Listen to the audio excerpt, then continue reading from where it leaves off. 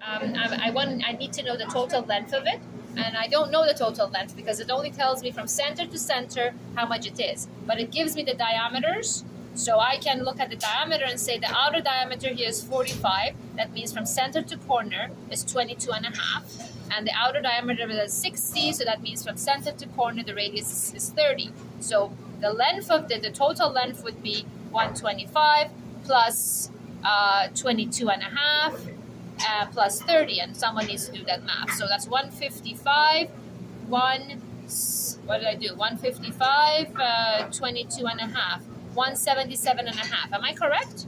Yeah. The length is 177 and a half. Now, if I can't find the half, I'm not going to worry about it as much because I'm doing this in the scale of 1 to 2 and it's in millimeters. So there is a point in time that you want to worry about accuracy. So starting from a corner here, I need to draw a rectangle that is 122, what did I say, 177, that's 170, so 1670.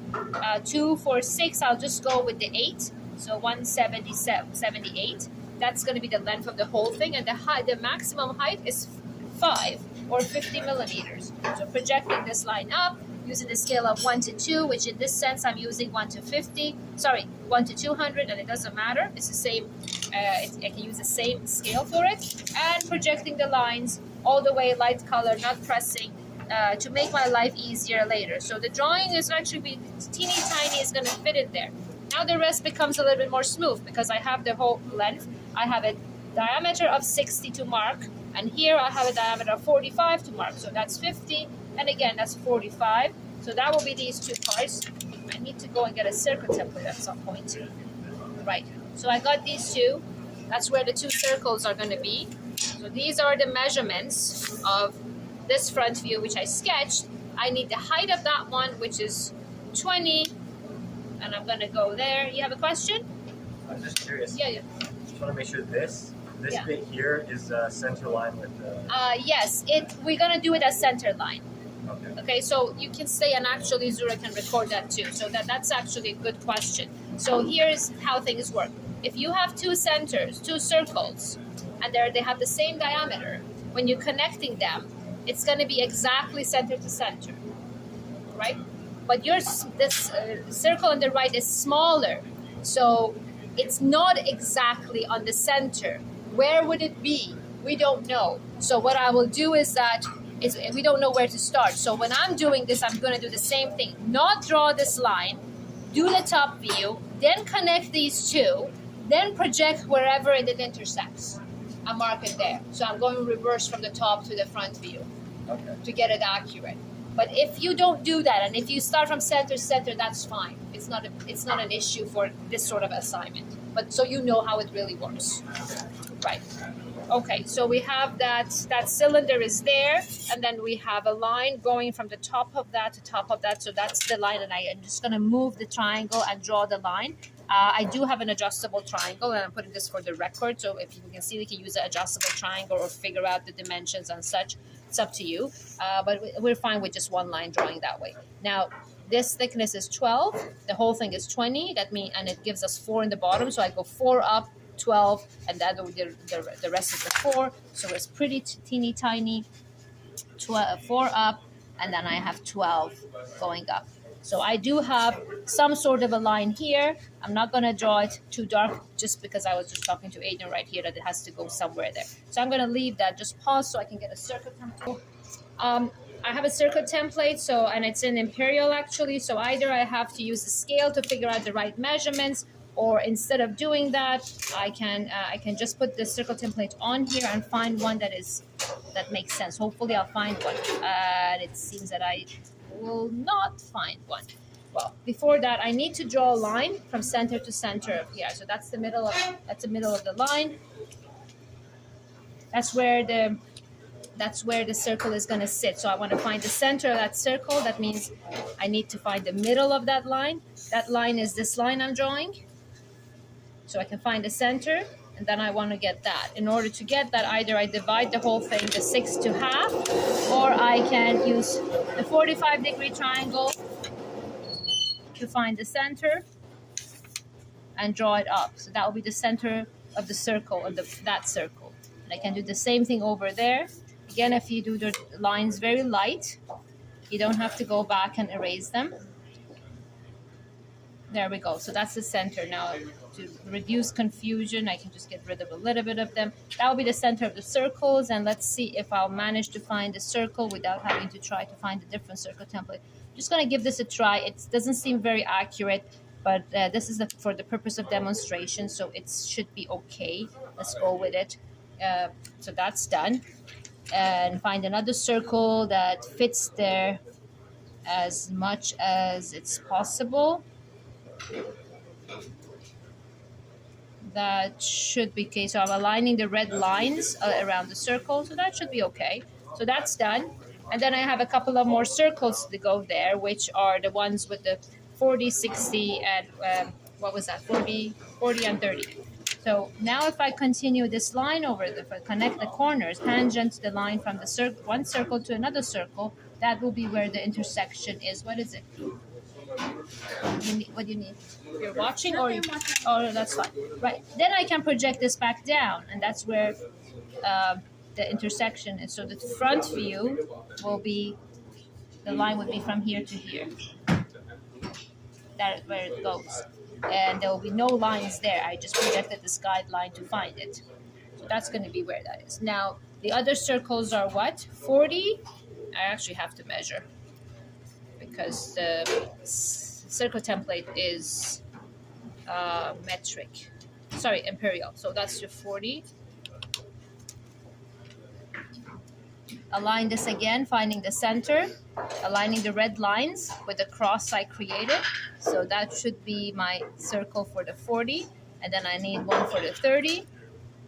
Move this to find the 30. And that's the one for the 30, I think. Let me just check. No. Yeah, that's the one for 30. Again, aligning the red lines on the circle template with the cross. See if I can do a good job. All right, that should be it. Now the other cylinder over here has a hole with a diameter of 25. Using the circle template and the scale, I'm trying to find the one with the diameter of 25. That seems reasonable. So I'm going to put that over there. What is very important in your orthographic drawings is that you want the three views to match. So the front and the top and the side should match with each other, even though they might be slightly off. Now my circle here is slightly off, but I'm going to just leave it. We have grade 12s over here, so I'm going to make sure that they can get to work. They're waiting for me to finish. Right. Now, if I want to project the lines down, the hidden lines, that's a dash line I'm bringing down, and that's another dash line I'm bringing down. And I have to get the depth of the 15 depth measured as well. So where is that?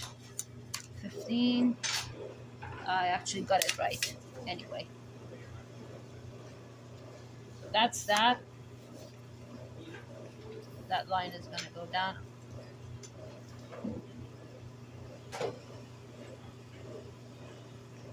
Okay, and that one. Not perfectly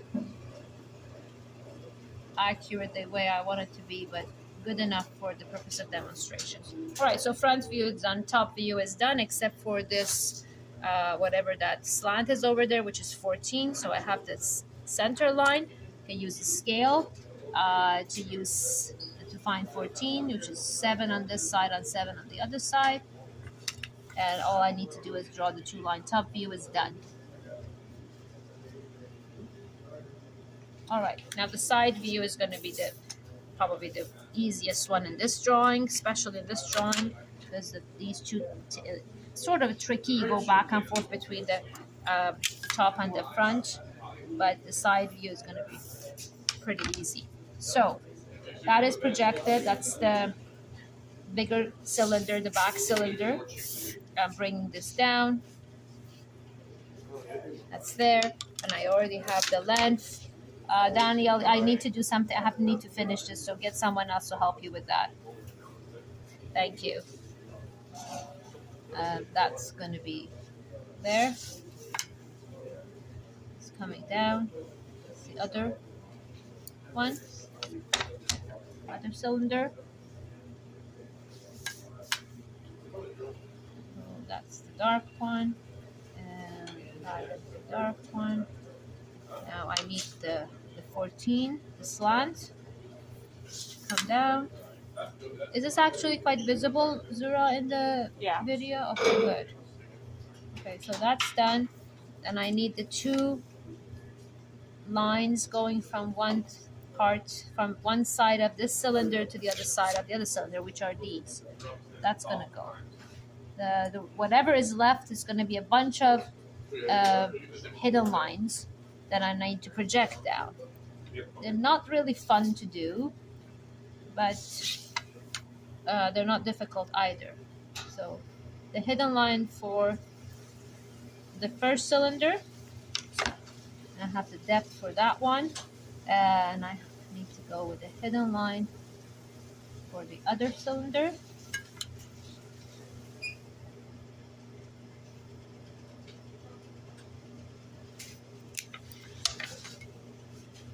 And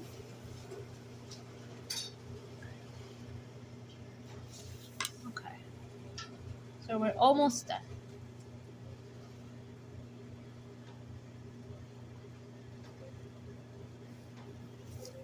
We're almost done.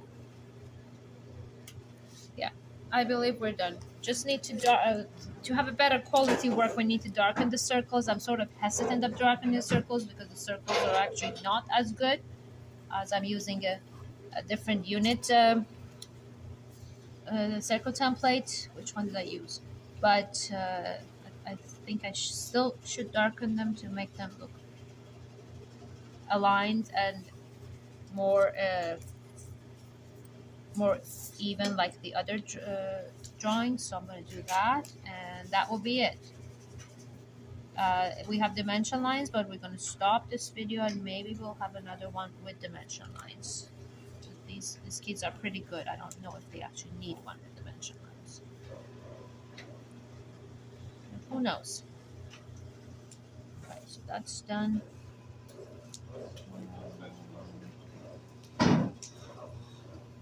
That's done. Right. Okay, last line to darken. Done. Done. If you want to clean it out a little bit, I can just use the erasing shield to just get the tiny, oops, too much, tiny imperfections out. There. And the drawing is done. So how long did it